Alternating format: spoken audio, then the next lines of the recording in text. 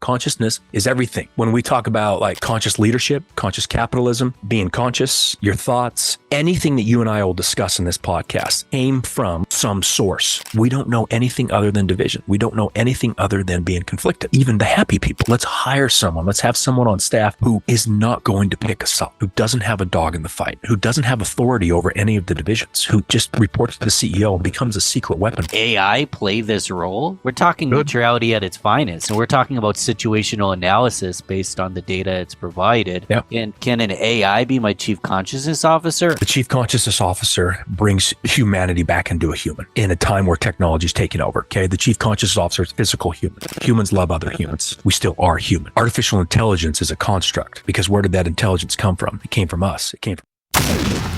You're listening to the Real Business Connections Network. Real Business Connections Network. Powered by Balbert Marketing, LLC. Subscribe now and check us out at realbusinessconnections.com. Enjoy the show. Charlie, what the heck is a chief consciousness officer? The future. 30 years ago, technology took over business. Everyone knew the internet was going to be the big thing. Everyone in the company, every C-suite, every intelligent person that had anything to do with the company knew it, understood it, didn't know what the hell to do, right? They didn't know how to put up a website. They didn't know how to code. They didn't know how to put up a URL, any of that. So they found the individuals in the corner who understood this, and they were kind of looking at them like, oh, who are these people? And they hired chief technology officers. Business was taken over by technology. Humanity is now going to be taken over by consciousness.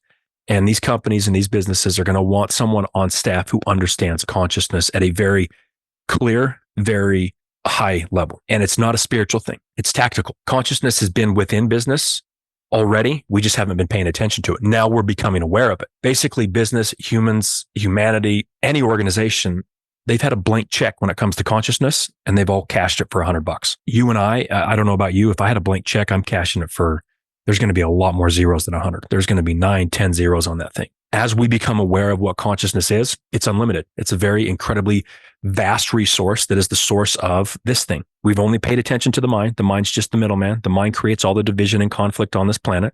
The same mind that creates the problem can't solve it. We have to go to the source. We have to go to consciousness. And consciousness is fundamental to our experience and our reality. This position is the future of the C-suite. We'll call it a CCO. Yes, exactly. Let's try to define consciousness. So as a side example, I've been saying out loud that I think every business has a soul. Every business has a pulse.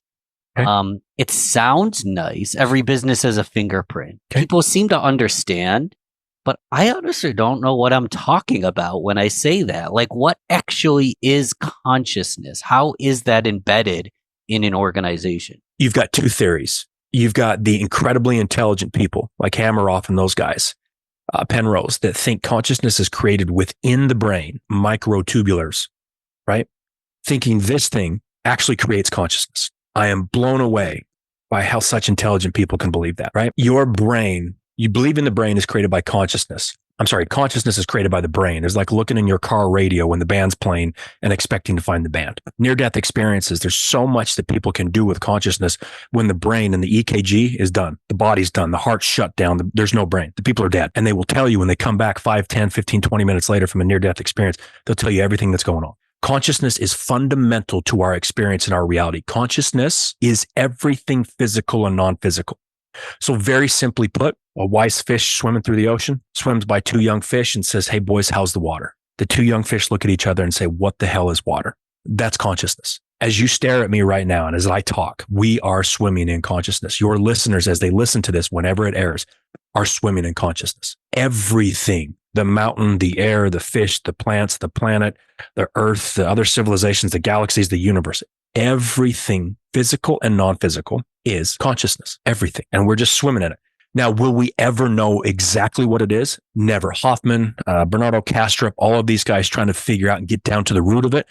We will never know God. We will never know source. We will never know consciousness because we have a physical, very limited perception in our very divided mind.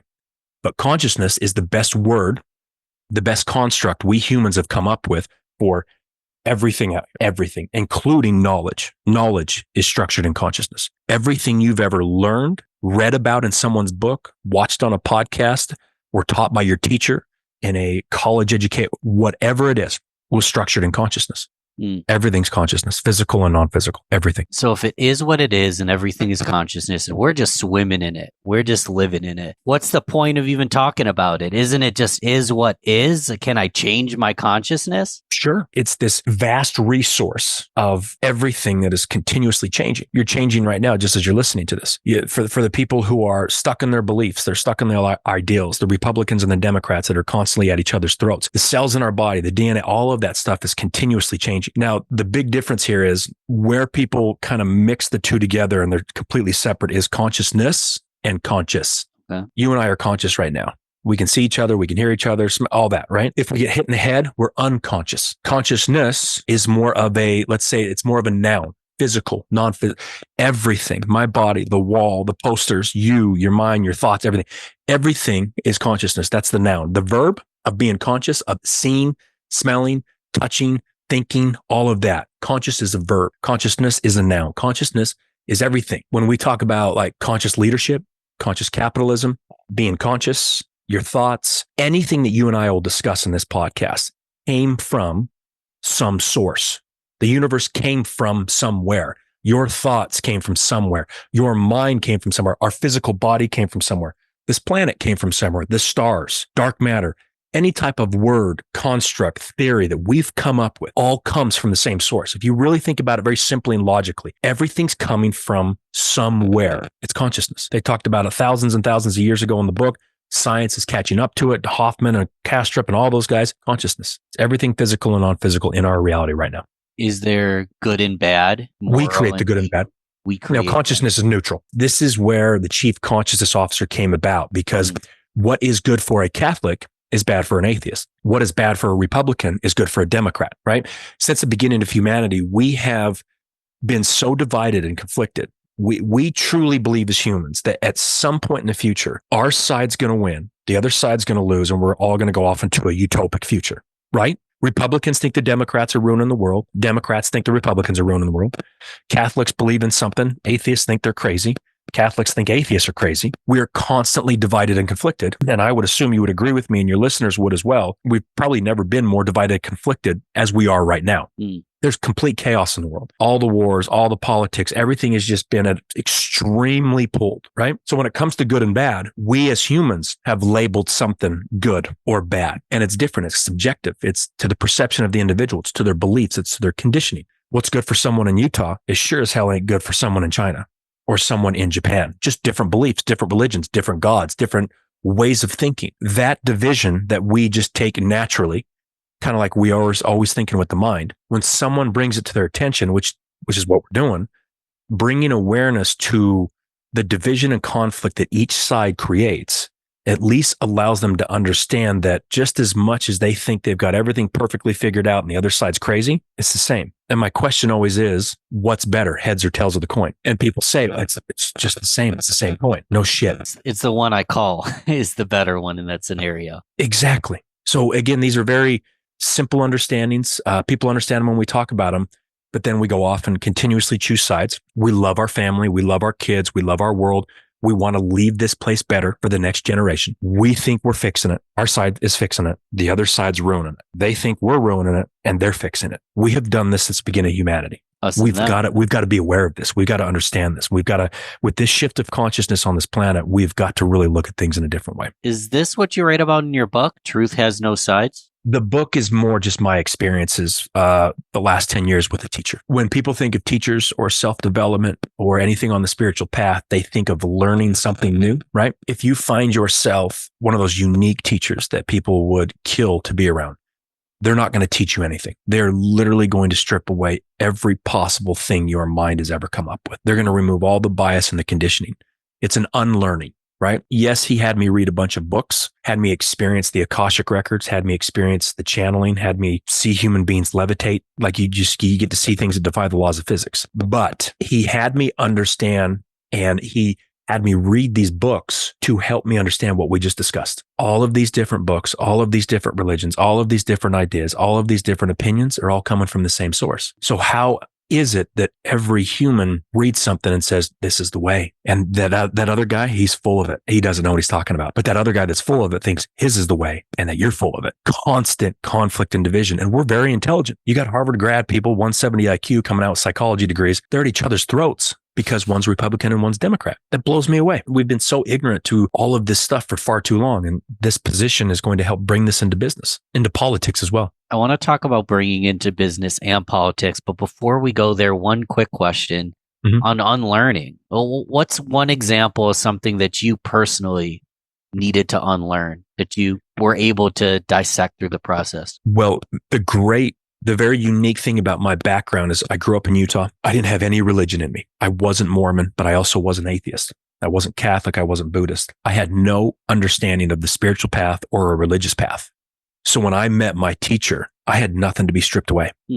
I had things that people told me, my friends told me, being Mormon, or I had a Catholic friend or a Buddhist friend. I had no understanding of meditation. I had no understanding of the spiritual path. So when I met him, he had the time of his life with me because he didn't need to strip out the typical human understanding. If you're in Texas, you're going to grow up Baptist. If you're in Utah, you're going to grow up Mormon. If you're in Japan, you're going to grow up Buddhist, right? Most likely, right? I didn't have any of that condition. I didn't have an idea of what things were. So I was kind of like that wall behind me. I was just this blank slate. Yeah. And he just pulled away certain expectations. He pulled away what I thought I knew, what I thought I grew up around, what my parents told me, what my teachers told me, what friends told me, what I saw on TV, what I saw in sci-fi movies, what I saw this. You and I and your listeners, we have so much coming at us. Like I'm just looking at this little podcast studio I have with a TV and pictures, and there's a frog over there, and there's a printer, and then there's a beanbag here, and we've got so much our mind takes in. They're all constructs. So an unlearning for most people is maybe they're just steeped in their beliefs. They're steeped in an ideal that they think is just 100% correct and everyone else is wrong. The unlearning is at least getting to the point of saying, maybe what my parents told me because their parents told them and their parents before them told them, and it was just passed down. Maybe there's something different. Maybe this belief is not as boxed in as I thought it was. Just an unlearning of what you thought was right, what you thought was wrong. It's a great answer. I'm surprised your parents didn't abide by a certain religion or culture or belief of any. It sounds like you're a clean slate. So apparently, in this incarnation, I chose parents like that because they're blue collar, very simple people, incredibly loving. They didn't really guide me. And I say that in the most loving way. They weren't forcing me down a path. They weren't forcing me to.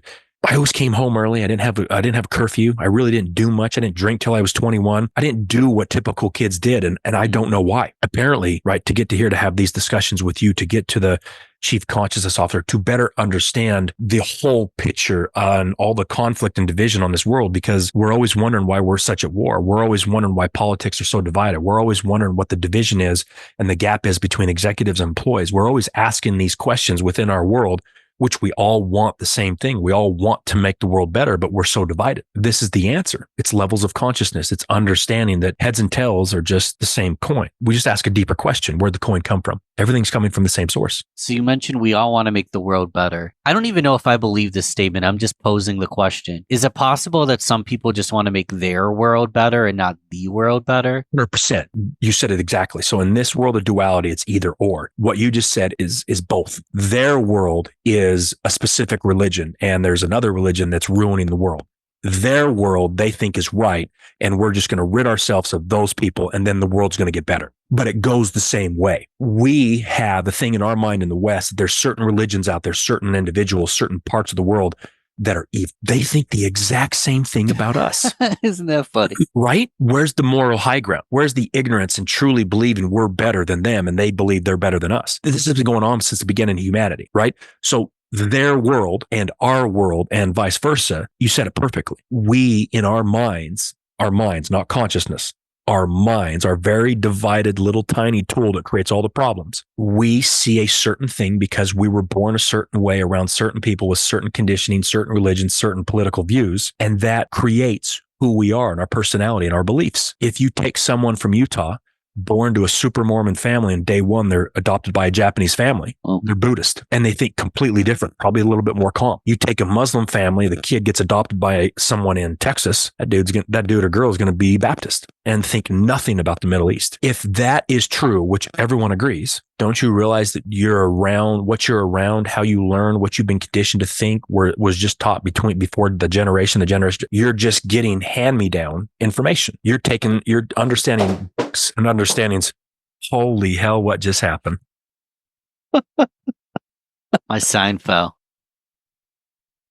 You want to put it back up, or you want to just leave it? I'm going to have to sticky that thing. If anyone's listening to the audio, go to the show notes or the YouTube link. Literally, my sign of my podcast, my face just fell on the ground and slammed.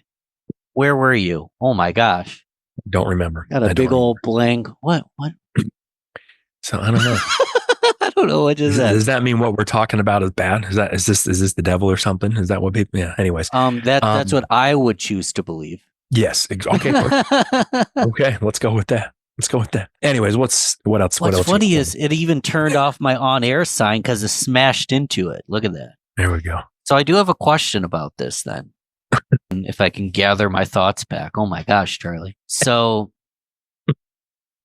I believe that I generally do things the way that I would wish on to others to do. And that is being open, accepting, loving, listening to multiple sides of the story, not coming to quick conclusions, not asserting my beliefs, not shoulding or shaming anything upon anybody. Mm-hmm. But the moment I turn on the internet and the moment I get in a large form discussion in different kinds of echo chambers and I get on social media, what starts to happen is apathy. Start to get apathetic that everyone's disagreeing, everyone's mad at somebody, no one seems to want to get along.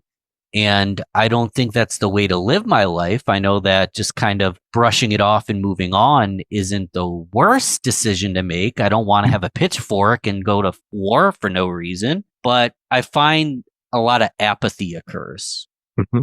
Does that make sense? Is that a problem? Yeah, because what you just said is said by basically every person on the planet, every side, every political view, every religious view, every person who believes in a different God. They say, I truly believe myself to be a good person. I believe I do unto others as they would do unto me. I want the world, right? Yeah.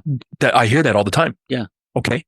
I completely agree with you. And I don't think you're lying to me. And I don't think anyone who tells me that they're not lying to me. But my question is, because thousands of years ago, hundreds of years ago, people would say the same thing. There are some people that would be, I've done some bad things, but I love my children. I do this. I want the world to be better. I was forced to do it. That's fine. I don't have a dog in the fight. I'm neutral. We've been saying that since the beginning. We're still saying it. The world's never been more divided and conflicted. So what am I missing? What is humanity missing? We're here. This tool's a disaster. And it's the only tool we've ever talked about. It's the only tool we've ever used, and it's the only tool we've ever known. The brain, the mind? The brain, the mind. This, where did this come from? It came from consciousness. The mind and the brain are created to divide, to think either or, right or wrong, good or bad, Catholic or atheist. Consciousness, which birthed Catholic and an atheist, Republican and Democrat, Buddhist and Muslims. The source, which we are, which we have access to, which we completely unknowingly severed our tie from, is neutral. The mind, as Einstein said, the same mind that creates a problem can't solve it. We got to go to consciousness. But the mind comes and says, I'm a good person. I do kind things. I hold doors open. I walk people across the street. I helped my neighbors out. I love my kids. I want to figure out ways to get better at making the planet better because my kids are going to grow up in this. And everyone says that. And I'm the same way. And I completely agree with them. But if you're pushed into a corner, you're coming out swinging. You're coming out swinging for political views, for your God views, for your religious views, for whatever view. And the question always comes to, I know you're not lying to me. I know you're a good person. I know you believe in good things. I know you want better. The world's never been more divided and conflicted. We've never had more books on how to be happy in our entire existence. We have tens of thousands of books. We've never been more unhappy. We've never spent more money on obesity. We've never been fatter. Sure. What am I missing? Why are we not talking about that? Why are we doing all of this self-development, all this coaching and all this shit? But we've never been more divided and conflicted because we're paying attention here. Yeah. And that's all we've known. Like the fish in water. What's water? Well, we got to go to the source. We got to go to consciousness. That's where everything came from. That's where the compassion, the empathy is. That's where you understand that. Less division and conflict, more clarity. You can take someone from 4th grade to 6th grade. If I'm a business owner, I want sixth graders as employees. They can handle their life better. They're a little bit more intelligent. They can communicate better. If we can take the whole planet, 8 billion people, which is all consciousness, which is shifting like never before, this natural wind in our sails is taking everyone up. So let's understand consciousness and let's see what happens. Clarity point on that example. I don't think a sixth grader is old enough to work on payroll. Fourth grader definitely isn't even close to enough, unless it's like a family business and they're sweeping the floor. Well, what do you mean by that?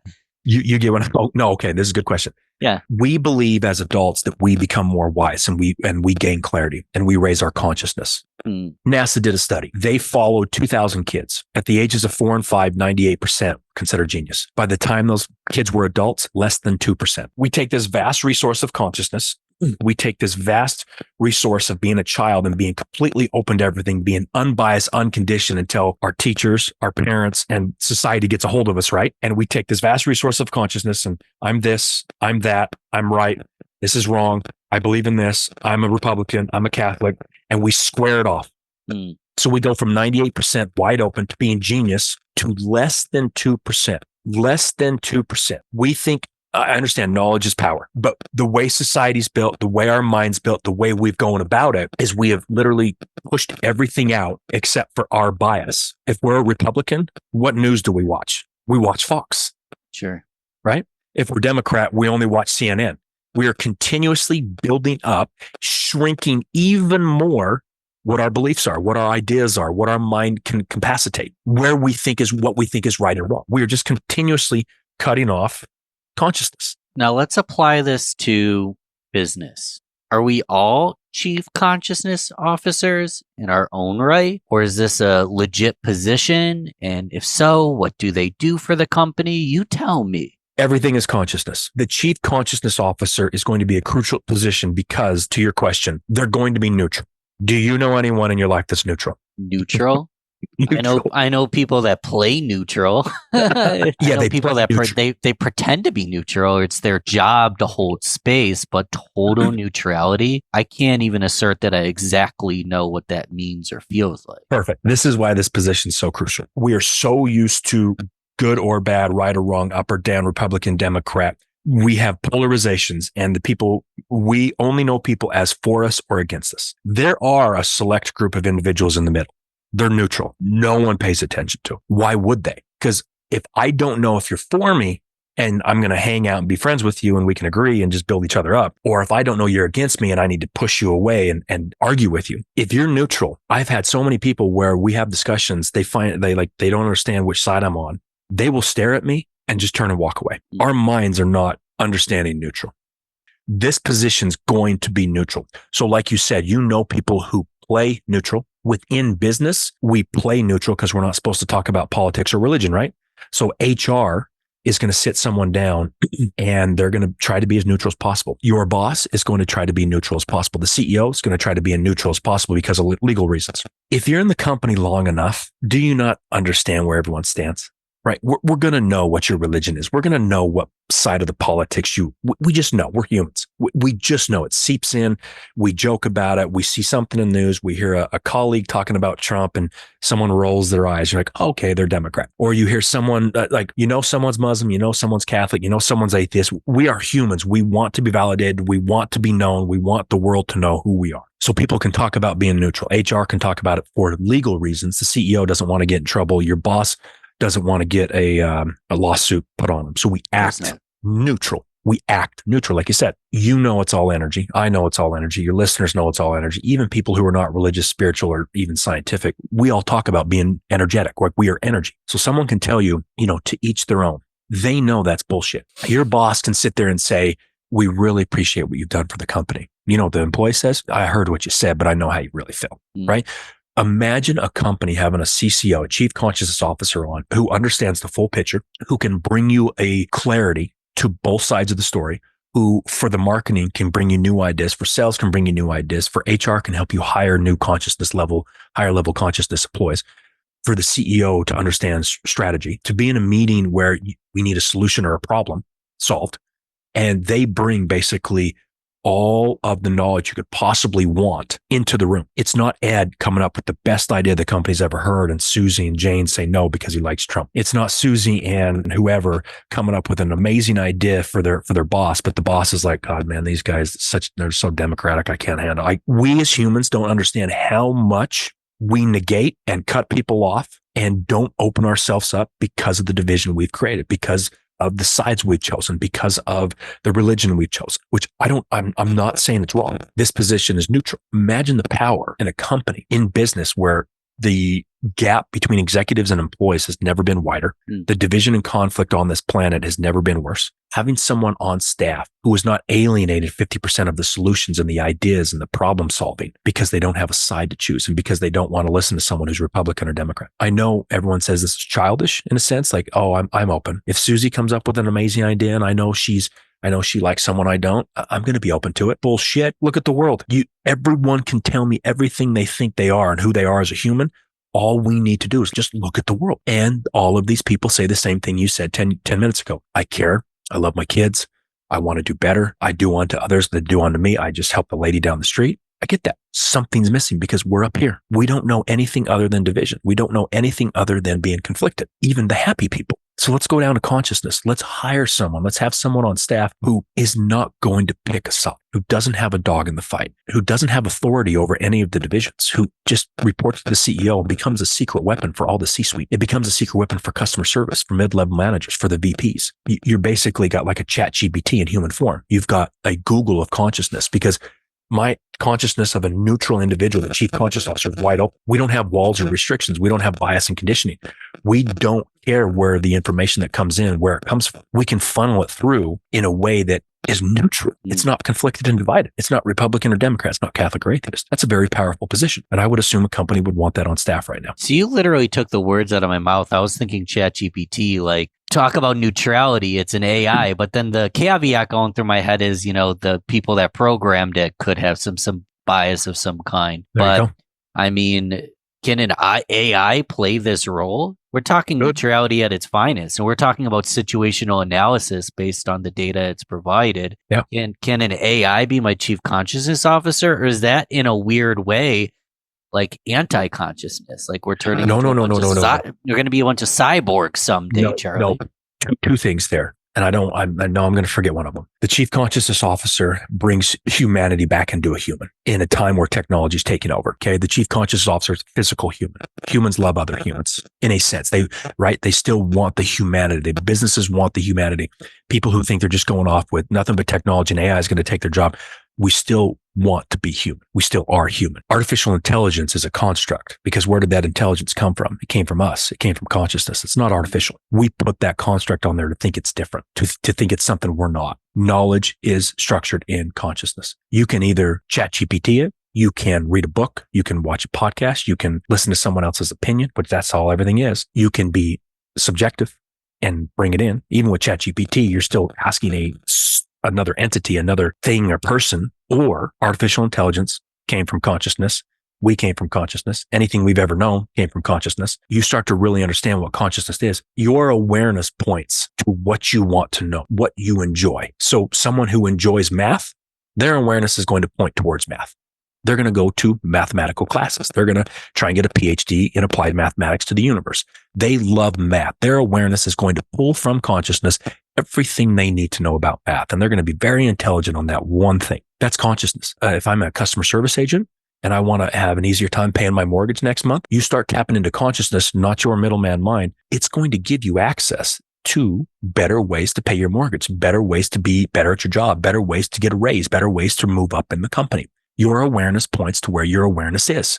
You will gain access to that level of consciousness, that level of knowledge. You will bring it back with you, because everything you've ever known in the first place came from consciousness. Anything you've ever learned came from consciousness. What we're doing is we're giving everyone the authority over themselves. The chief consciousness officer is opening people up, bringing clarity, bringing consciousness to every individual within the organization so they can access the information they want in that moment. So artificial intelligence is just getting closer and closer and closer and closer to what consciousness is.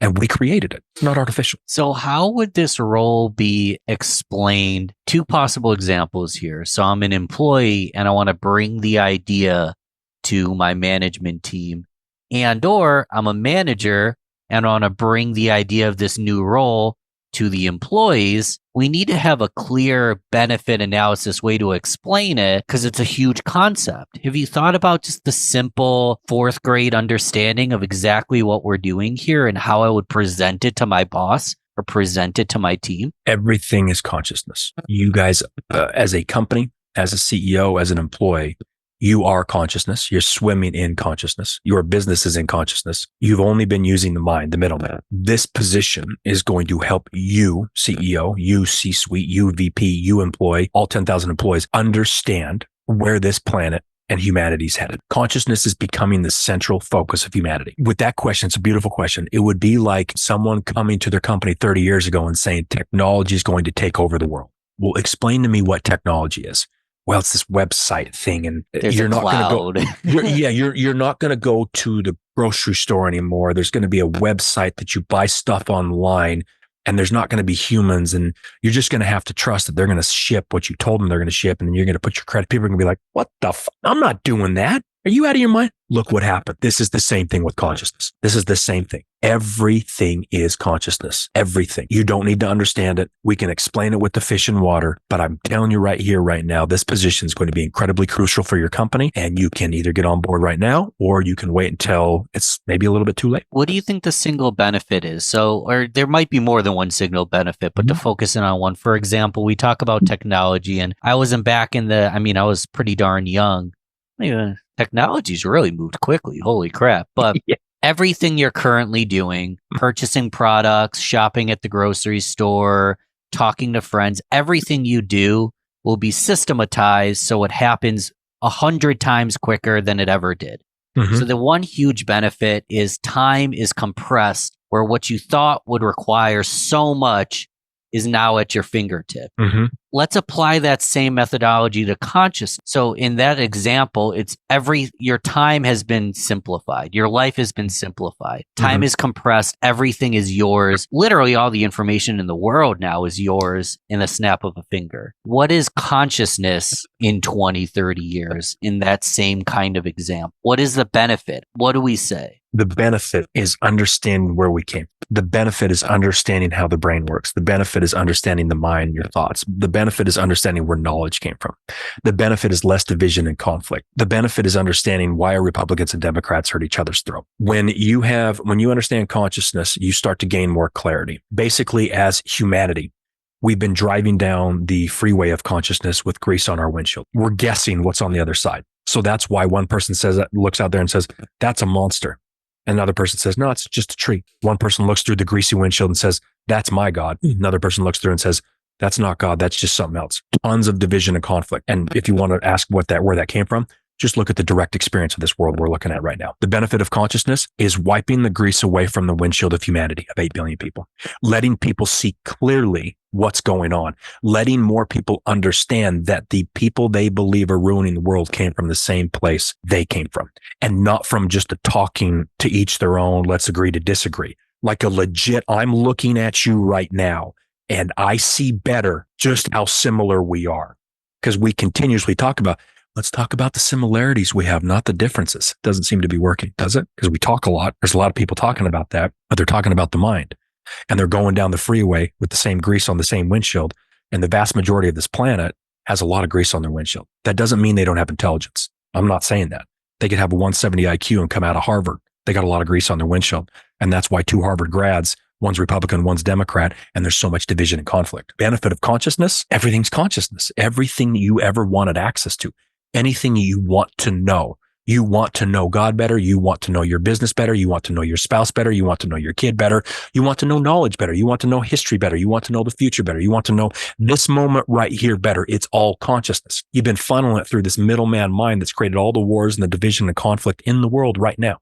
Consciousness comes down to the source, brings humans to the source, brings humans to who they really are within a business, within an organization, just in day-to-day life. Consciousness wipes the grease away from the windshield. It creates less division and conflict because we're seeing clearly. We think we're seeing clearly. Obviously, we're not right now. Maybe it's just me. I'm curious if any of the listeners feel this way. Seems scary to have all the grease, all the armor wiped away. I'm there naked with a microscope to who I am. It seems like a scary part of me is like, wow, that sounds like a utopia. And then part of me pivots to that actually sounds very dystopian and scary for us. So there's the mind. That's how the mind works. Sure. Everything the mind knows. Man, that sounds incredible. Wait a minute. It sounds scary. Yeah. No, that's right. No, that's wrong.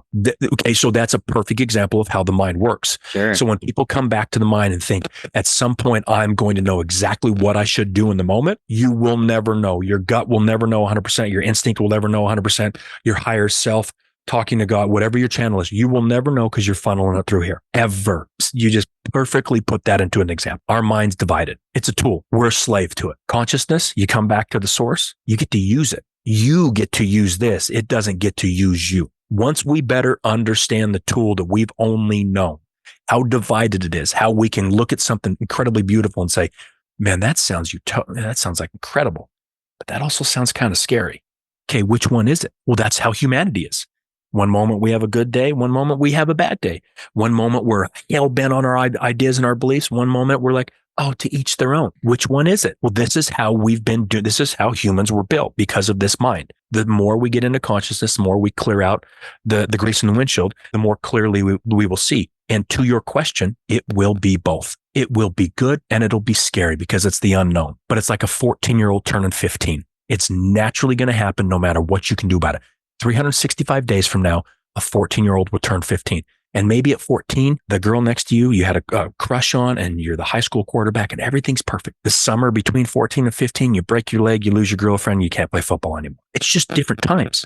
And then at 16, you heal your leg back up and football's back on, you got the scholarship again. They're just different points in our lives, just for the same thing in different points in humanity. So when we see more clearly, it'll be kind of scary. I know it was for me because it's the unknown and everything I thought I knew, I was full of shit. I didn't know. But then you settle into that, just like everything else, just like you settle into being 16, you settle into being 17, and then 18 sucks because you got out of high school and you got to come into the real world. Every example you could possibly think of, every human's listening and watching right now, they're going through as a human, as an age, as we grow, as we evolve. That's all consciousness is. It's the natural force that pushes us up. It's the natural force that created this body out of a single cell inside a woman's body. It's the natural force that created the universe and created the planet and created this and created that, created thoughts in the mind. And what we do as humans is we do the best we can to describe something we will never be able to describe. Trying to figure out the mind, trying to figure out where our thoughts come from, trying to figure out where consciousness came from. We will never know. But that's the best we can do right now. And that is our reality, our experience is consciousness. So let's just utilize it in a better way.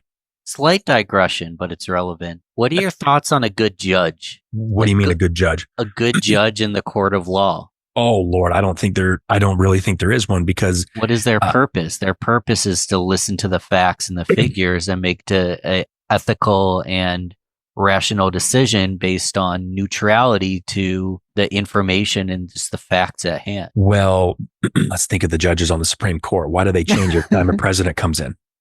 Different president comes in, right? Yeah. So we, like you talked about 20 minutes ago, you believe you know people who act neutral, but are they really? No. The Supreme Court shifts one or two judges every time we get a different president because they're trying to sway it in a right or a left way. Another human dichotomy. Well, what about a non-political judge? Just, John Do-Good from a small town that just wants to sit down and represent the town and it's not there for political sway. Because a lot of these Supreme Court judges are probably there for a political benefit. I don't know if they're getting paid. Sure. I don't know. Sure. So let's go to a small town judge. Yeah. Well, they're still going to come up with certain biases. Sure. There's going to be a judge that believes in God and there's going to be a judge that doesn't. There's going to be a judge that's more Republican. There's going to be a judge that's more Democrat, right? Like I said, or like you said, you don't know anyone who really is neutral. We as humans are full of bias and conditioning. So even a very, very incredibly kind human being, male or female judge that would never hurt a fly, but they sway towards a Republican and they're Catholic, maybe someone comes through their courtroom that's Democratic and atheist. If you don't think that impacts their decision, then you don't know humans, right? It's very hard to be neutral in this organization, in this world. Imagine truly having someone neutral within your business within your political side, within like in politics, where we're looking to be more bipartisan, within a business that's trying to reduce conflict and division. There's not many of us, right? Yeah. Imagine having someone who's never chosen a side, legitimately does not care, does not have a dog in the fight. That's a rare thing. That to me is very priceless for organizations moving forward. Well, and that's what I am trying to do here, Charlie. This isn't to be a combative. It's just a thought experiment. But no, I love these questions. This is what we need. Because my thought process is, if this judge from a small town that's there to do good has biases, who's to say that a chief consciousness officer isn't the same thing, flawed like any human being with their biases as well? Oh yeah, everyone's flawed. I'm flawed. I've made incredible amounts of mistakes. I have hurt people. I have done things I shouldn't have done. I'm not proud about. But when it comes to seeing two individuals talk, when it comes to listening to a Catholic and an atheist talk or argue, this position doesn't give a shit. Legitimately will not choose a side. I don't care. I don't know. I don't know if there is or is not a God. I don't know if Republicans or Democrats, right? Like I'm like legitimately being okay not knowing. That is a big deal. It's neutral. But what if something occurs? It's like, hey, what do we need to do here? I don't know. I don't care. Things just is what they is. They are just what they are. No, this is not a spiritual thing. That's the thing that's the difference here. Sure. We go from the incredible amounts of structure and knowing from, like, let's say religion, and all the people on the spiritual path didn't like the structure. They didn't like the dogma. They didn't do this. And they go off on the spiritual path thinking it's more open and more free, and they're going to surrender and let go. And then they create just as much dogma and just as much structure being spiritual, right? It's the heads to the tails of the coin. So there's a lot of abuse in some certain spiritual communities for that reason. It's no different than religion. It's the newest religion as we advance as a species, right? It's not different. Again, it's the heads and the tails of the coin. When people say I'm not religious, I'm spiritual.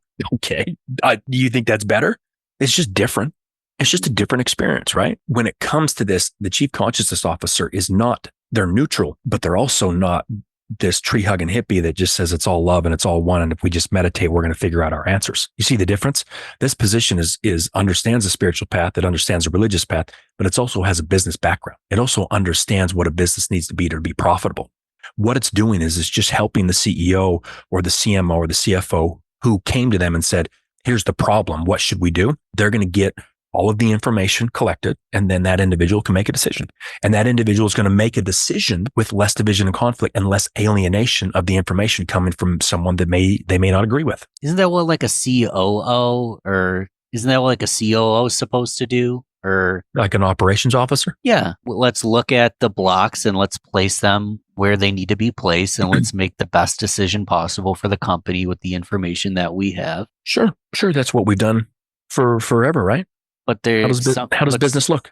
How does it look? How divided and conflicted are we? Are we less divided and conflicted in business or more? That's what's so darn interesting, because we've never had more access to resources, opportunity, and with technology. And this, like, the world is at our fingertips. However, I don't think we're satisfied, which is silly to me. It's Truly. so silly to me. So here's the thing. These questions you're asking are absolutely beautiful. And most hosts are trying to back me into a corner in a great way. You're helping me flush this out for your listeners, right? And I'm not here to back you into a corner. I know you're not. I'm true. I know. Yeah. I'm not. I love it. Because I need to flush this out more. I need to hear what your mind's thinking. I need to hear what businesses are thinking. I need to hear different questions so I can answer them in the future, because this is such a new position, right? So when you say, isn't that what a COO does? Or what about a communications officer? Or isn't HR supposed to be that way? Because they're kind of neutral, and right? I'm pointing like the judge, the HR, the COO. These are all theoretically we're neutral. Facts and figures. Theoretically, exactly.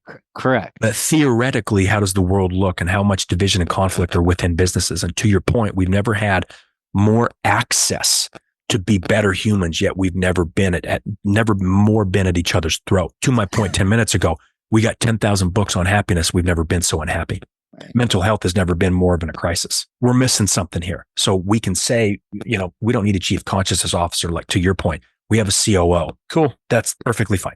Then you don't need a chief consciousness officer. But I will tell you, with how quickly things are changing on this planet, which you would agree with, how much is shifting and how much changes every day, every week, every month. You can even feel it. Time is just flying by because the construct of what we know time is dissolving. people are going to want a chief consciousness officer. It's going to be very soon. There's going to be a lot of people. Actually, most of the people who have me on the podcast have admitted saying they wouldn't have had me on as soon as 3 months ago. But all of a sudden, it's in their mind. It's in their awareness. They want to understand it. They want to know. They're curious about it, right? That is that natural force of consciousness. So we have a lot of conscious capitalism. We have a lot of conscious leaders. Okay. We have a lot of organizations that come in and do some type of class or some type of consultation with the executives. What about the other 1,000 employees? Do you think it leaks down to them? No. If I have a sale and I've got one person blowing wind into it, I'm just going to float around. There's a natural force of consciousness that's the F5 hurricane just blowing humanity forward. We all have access to that. We all have our own ability to blow as much wind into our sail as we humanly possibly can. This position brings the awareness to all 1,000 employees, not just the executives who went to some 10-day silent retreat, which I think is a great idea, and then come back and try to force it upon 990 other employees who don't care. Because the other thing we talk about is wellness programs. For the last 20 years, we have done meditation, mindfulness, yoga, and Tai Chi and forced it upon employees. To my question, we've never been more divided and conflicted. So what am I missing? Well, in the West, we've got a lot of Catholics, Baptists, and atheists. As soon as they're told to meditate, they think it's Buddhist and they're turned off. No one ever took that into consideration because people don't understand levels of consciousness. To my point, the chief consciousness officer understands that. The other thing they understand is the spiritual side of things. So when the executive goes off and does an ayahuasca trip and has the time of their life and lets the whole weight of the world off their shoulders, but 2 weeks later, they've come back from Peru and they don't have access to that shaman or that teacher and they don't know who to ask questions to, chief consciousness officer's there. There's so many things this position is going to be crucial for humanity and businesses and organizations and politics moving forward, because all we've ever done is with the mind. More and more people are going to gain access to who they really are. They're going to gain access to consciousness and they're going to want someone to help them guide that through it because it's going to be different. To your point, clarity can bring good stuff and clarity can bring scary stuff. Well, this has been uplifting. This has been interesting. I don't know if it's signs or props, but like my on-air eye sign has went on and off, I think 3 times. The whole photo of the podcast just disappeared from the wall in one great bang. So none of that was staged. I don't know if that's a sign, but let's assume it is a sign. What now? What do you mean, what now? What now? Things around me are shaking and moving. The thoughts are stirring. There's frequency happening. Mm-hmm. What should I go do now? I'm about to turn the podcast whatever the hell you want. All this is, all consciousness is, all this that's being channeled through me is just a seed. I don't know what you should do. You should do what you want. And when it comes to consciousness, like I said in the end of my book, there's a considerable amount of people who go down the spiritual path and say money will not buy you happiness. Maybe for you, but maybe in this incarnation, money will buy you happiness. That relationship that won't fill the hole in your heart. People say it's not, you need to go inward. Okay. For you, maybe that relationship is exactly what you need in this incarnation, right? To your point, what should I do after hearing this information? Well, to me, it's like the 4-minute mile. It was absolutely impossible until someone ran it. And then tens of thousands of people ran it. And now it's like they're trying to get to 3 minutes, I assume. I don't know. What you should do is whatever you want to do. But right now, your awareness, because of this conversation, has naturally expanded. Right. It's impossible for you to unhear it and unlearn what we just talked about. Agree with it or not, understand it or not, it's still in the mind. It's still in your soul. It's still in consciousness. Your awareness is now pointed towards it, like your listeners will be when they pay attention to it and they listen to it. It shifts everything because it's different. It's different. So what do you do with this information? Whatever you want. Absolutely whatever you want. But it will change you. Guaranteed. What's the best way to reach out to you? LinkedIn. I love people to jump on LinkedIn because it's executives, it's professional, it's business, but it's just a conversation of what this position is and specifically what it's not. So they can better understand. They can see you and I, right? We'll do clips. We will release this podcast and they can have constructs of chief consciousness officer being just another spiritual hippie. And then they can watch this and say, oh, wow, it's not. Mm-hmm. So I like them to watch the conversation on LinkedIn because I hate social media, but LinkedIn, a little bit more adult, I assume, or so it seems. Well, I'll ensure in the description associated with wherever they're watching or listening to this, all that info's there. Thank you. One final question. Mm-hmm. After I asked what should they do, well, you answered that well, and they're not in the room with us. Mm-hmm. What are you going to do to follow this conversation? What's your next move? I'm very appreciative of individuals like you who are allowing this conversation to be heard and how much this is growing so quickly in the past 6 months. I'm really pioneering this position, and I want thousands of companies to hire this position. And I assume within the next couple of weeks, maybe a month, a decent sized company will hire me full time. That's what I want. I don't want this to be a program that we sell. I don't want it to be a 4-week on, 4-week off. I want it to be a full time position like a chief technology officer. We haven't ever done that. So if we haven't done it, maybe I assume it'll be better. It'll be different. Maybe it'll help. I want to test that out individually. I want to be within an organization at the watering hole with customer service, listening to the intimate details of a good and a bad day. Why Susie and Ed don't get along. I want the exposure that you're helping me get to bring exposure to this position, and hopefully someone will hire me soon. One thing that's cool is I think some of the biggest visionaries, the most creative thinkers, the movers and shakers, they love inception. They love the creation process. Mm-hmm. They love not knowing if they're going to turn left or right in the next moment. And that's part of the fun in the journey. So I'm sure a lot of the listeners are like that, and a lot of humanity's like that as well. And yeah, I appreciate that you spent the time on this show to answer some interesting questions from me and really intrigue the audience. So it's been fun, Charley. It has been fun, and I really appreciate your questions, and I appreciate the openness you've had to this and allowing people to hear it. Thank you. We'll talk soon. Thanks, man.